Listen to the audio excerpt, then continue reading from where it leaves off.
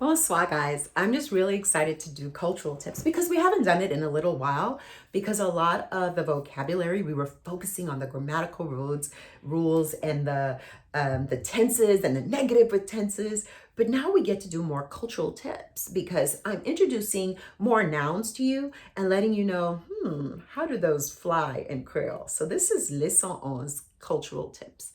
So you notice that with the in-laws, we think they're beautiful and handsome. This has to do with the way that Haitian families are set up. In American culture, there are a lot of jokes like, oh, my mother-in-law is coming over, or, oh, that's just my brother-in-law. And I'm not saying that's the case all the time.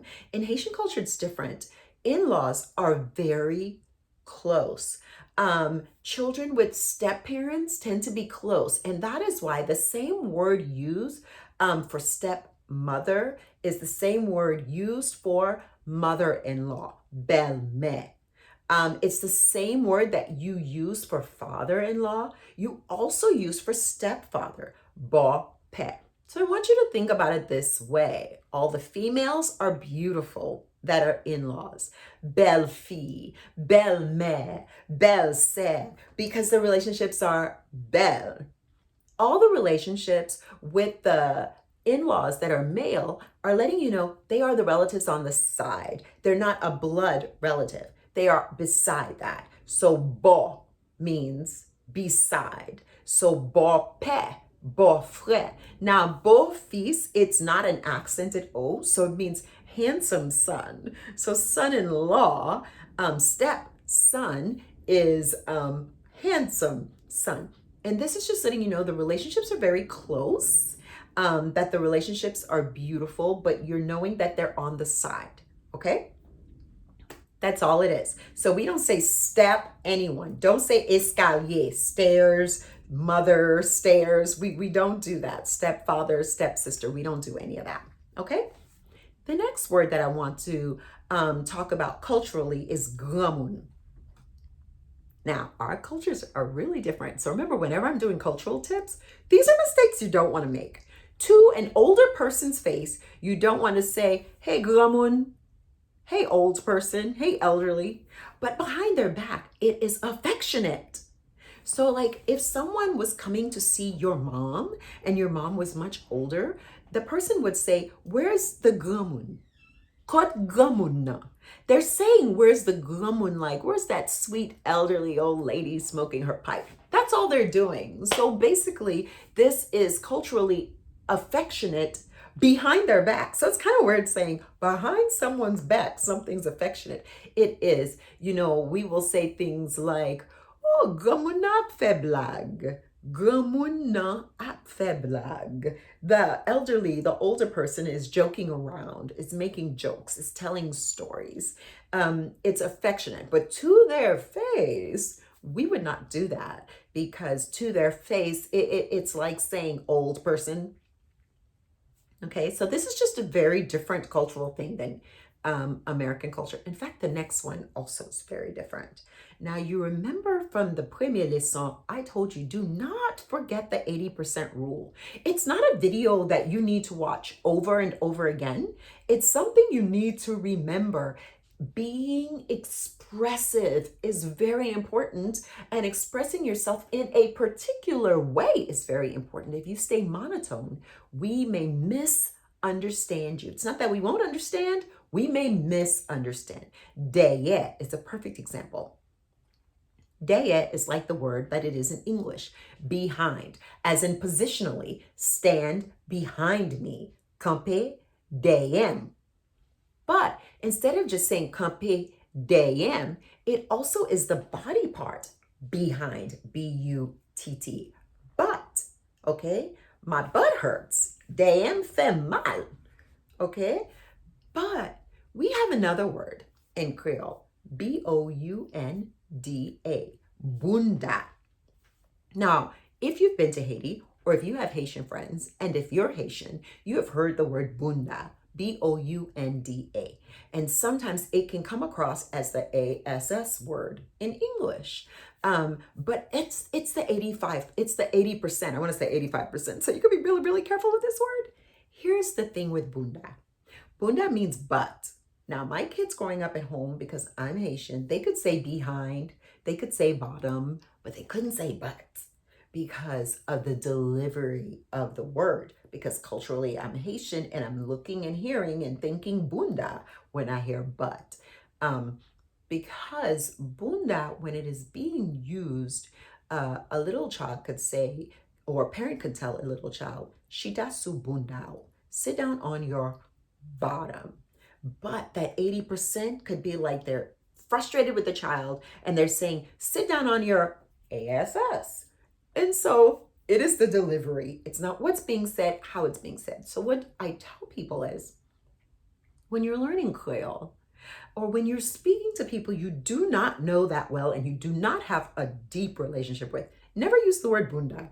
But if you're speaking to your friends and you're like, shita su bundao, I'll go sit on your bottom. You could say that smiling, showing that 80% of you're just joking around. You know, a lot of you guys, Haitian diasporas who are watching this, you have heard your family members use the word bunda and it meant ASS for sure. You know, like they are just mad. But for us, that is different than American English as well. American English, 8-year-old kids saying ASS is horrible. In our culture, we're not thinking ASS. We're thinking, I'm really frustrated and I'm saying bunda for you to know I'm frustrated or I'm upset. So to us, it really is like saying shut up. When you say shut up, you don't feel like you're cursing. You feel like you're being aggressive and frustrated. But bunda, when we are saying it, and in American English, it means ASS, to us, it's not vulgar. To us, we are presenting our 80% of, I'm really frustrated. And I'm not saying sit on your bottom, I'm saying sit on your butt. But a lot of your friends will tell you not to say it because it does come across as the ASS word in English. Remember, in Creole, we do not have profanity. It is how we express something that lets you know we're really mad. We're really frustrated. And so I would say be careful with the word bunda. Don't use it. In some society, people prefer not to use the word bunda. You won't sit down in church and hear someone use the word bunda in a Haitian church. So that lets you know, yes, you want to be very careful with that. Okay, the next word is jardin. All I want to throw out to you is, even though jardin means garden proper, it also can mean farm. We don't really have a word for farm. If we want to say someone is a farmer, we could say that they do travail agricole, which means work, agriculture. So agricultural work. So if we want to say someone has a farm, we would just say jardin, just garden. So you can use it for the word farm as well. Now, you have a word magasin. It means indoor stores. If you go to an indoor shop in Haiti, you'll notice they'll have air conditioning. They will have a cold food section, ice cream. So this is not the marché. Also, this is not a magazine that you would pick up and buy. Magasin means you're going inside of the store. Basically, it's more expensive. Most Haitians do not shop in a magasin. En dehors, the outer regions of Haiti, A-N-D-E-Y-O,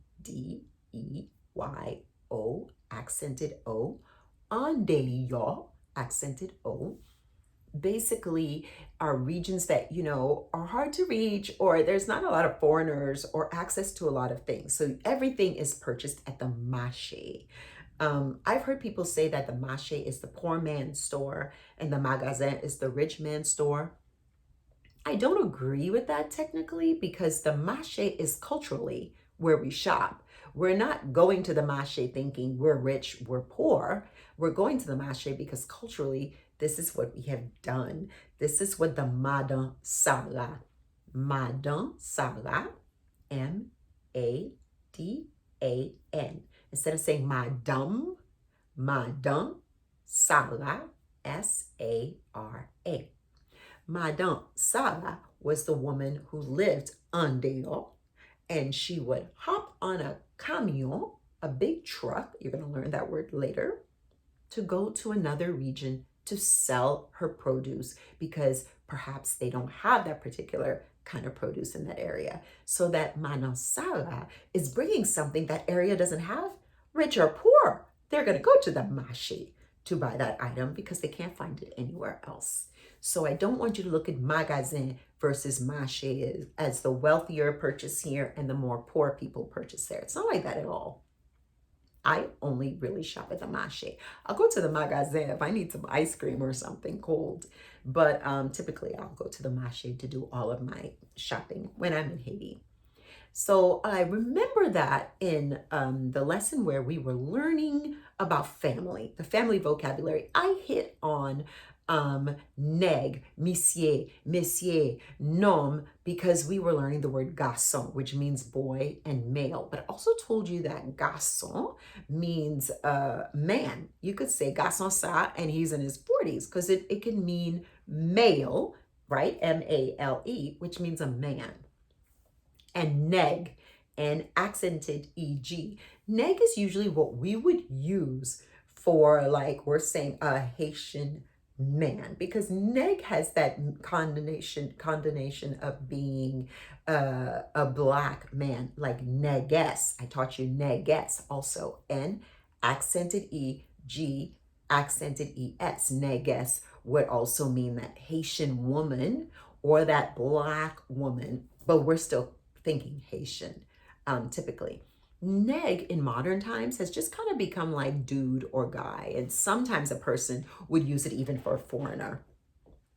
But typically it's a Haitian. It's a Haitian using words neg and neges. Now, depending on the region of Haiti you're in, when you say monsieur, again, it just means man or guy, but you might hear monsieur, M-I-S-Y-E.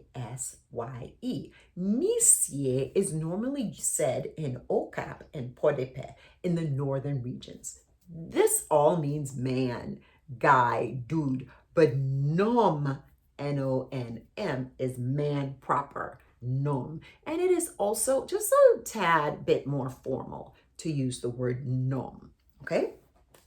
So that is all that I have for you today.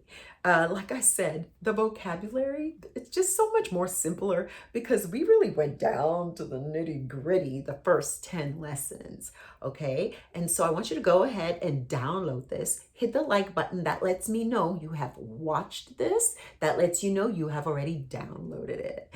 And so now the very next thing we're gonna do is I am actually going to give you some I'm going to tell you a story. This is kind of like your practice drill. So from here on, the story may not have all the vocabulary words because they're pretty much cut dry, but it's going to give you an opportunity to hear when a person is speaking to you in Creole and you're trying to figure out where they're coming from. You have no context. So from here on, stories are what I'm going to use instead of practice sentences, and I'm going to break them down to help you understand them. Okay?